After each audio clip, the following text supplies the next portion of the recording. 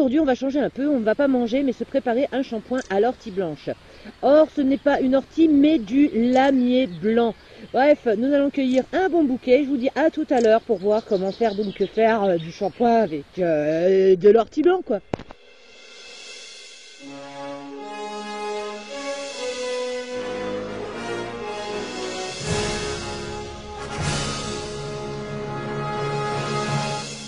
Alors voilà, j'ai cueilli mon ortie blanche, ou plutôt pour être correct, mon lamier blanc.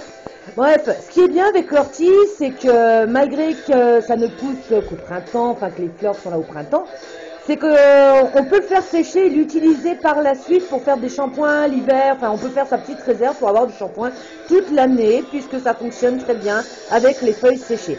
Donc, ce que je vais faire, c'est que je vais prendre en fait uniquement les feuilles, les mettre dans la casserole, recouvrir d'eau. Je vais ensuite mettre ça sur le feu, très doux.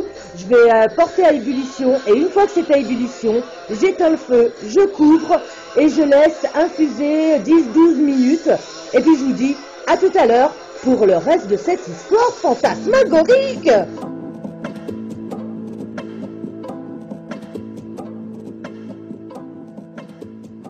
Et voilà, j'ai filtré mon infusion d'ortie blanche.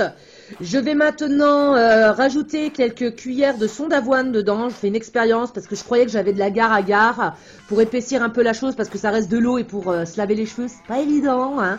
Et du coup, j'en ai pas. Donc, je vais essayer avec le son d'avoine parce que je sais aussi que le lait d'avoine, on utilise ça aussi pour nourrir le cheveu et aussi en tant que démêlant.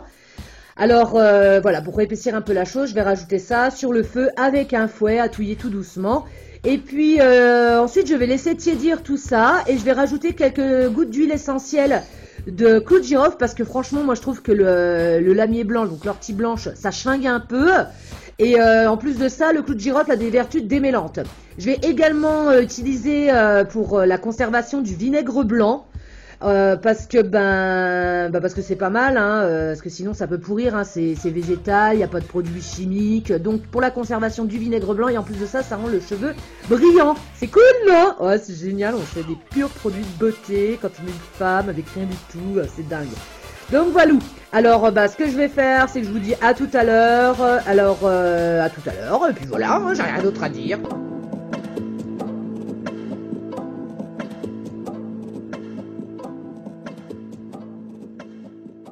Bon alors mon expérience avec le son d'avoine n'est pas encore très concluant, j'ai un espoir en me disant bon peut-être que quand ça va refroidir, ça va gonfler, ça va s'épaissir un peu plus. Mais bon, j'avais pas d'agar-agar, donc on fait avec les moyens du bord, système D. Donc je vous conseille bien sûr de l'agar-agar pour gélifier votre shampoing. J'ai rajouté 5 gouttes d'huile essentielle de clou de girofle, 2 cuillères à soupe de vinaigre blanc. J'ai mis tout ça en bouteille et là, pour rien du tout, nous avons quasiment 1 litre de shampoing complètement naturel, nourrissant, démêlant, enfin bref, la totale, c'est la fête. Et je vous dis à une prochaine fois pour les produits du quotidien à base de plantes sauvages. Vive le système D contre la société de consommation. À bientôt!